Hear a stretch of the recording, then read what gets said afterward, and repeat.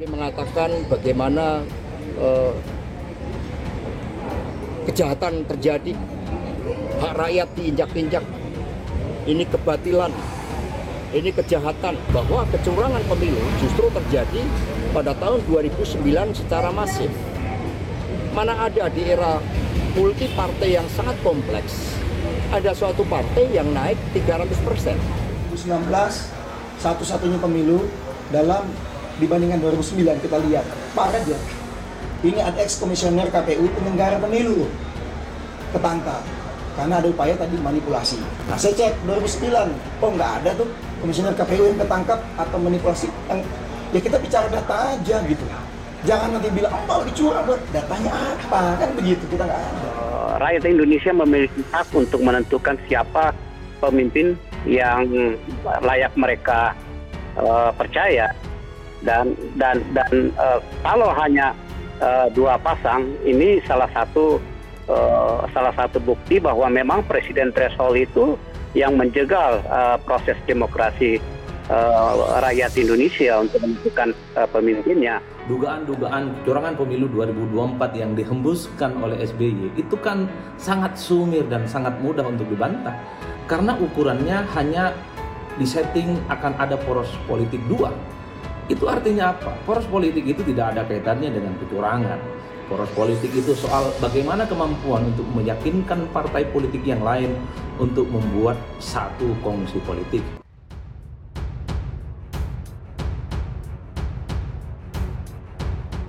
Bongkar-bongkaran borok korupsi Demokrat PDIP jelang pemilu 2024.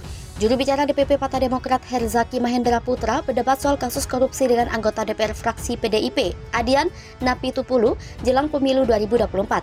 Adu mulut itu terjadi pada program kontroversi di Metro TV. Perdebatan terjadi saat membahas klaim Ketua Majelis Tinggi Partai Demokrat Susilo Bambang Yudhoyono soal dugaan kecurangan pemilu 2024. Herzaki memulai perdebatan dengan menyinggung kasus korupsi yang melibatkan kader PDIP Harun Masiku.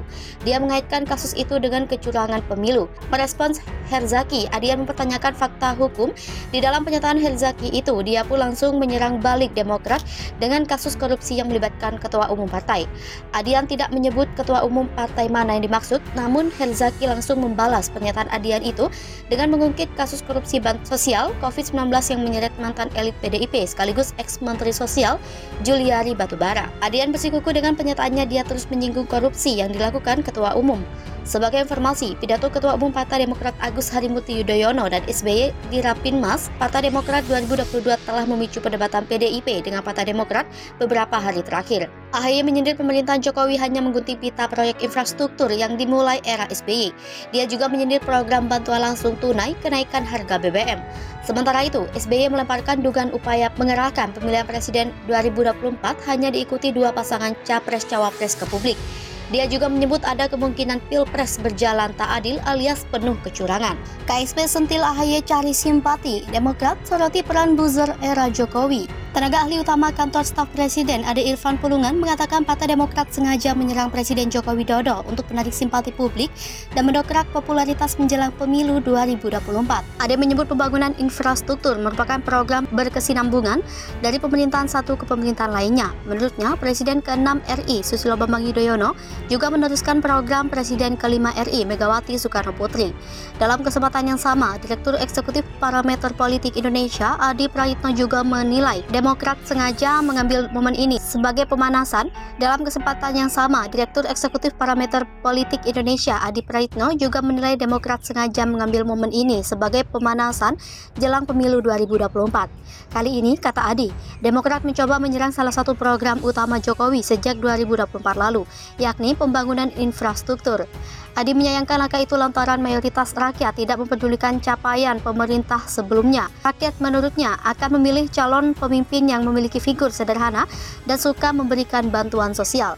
Adapun ia menilai manuver yang dilakukan partai berlogo Mercy saat ini adalah menyasar pemilih rasional yang menurutnya hanya berkisar 10% dari jumlah penduduk Indonesia.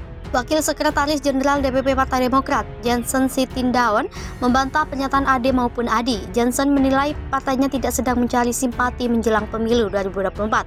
Jansen menjelaskan alasan AHY mengatakan hal tersebut karena menyerap suara kader-kader Demokrat yang mempertanyakan klaim berlebihan pemerintahan Jokowi terkait infrastruktur. Jansen mengatakan pemerintahan SBY juga berkontribusi dalam pembangunan infrastruktur di Indonesia.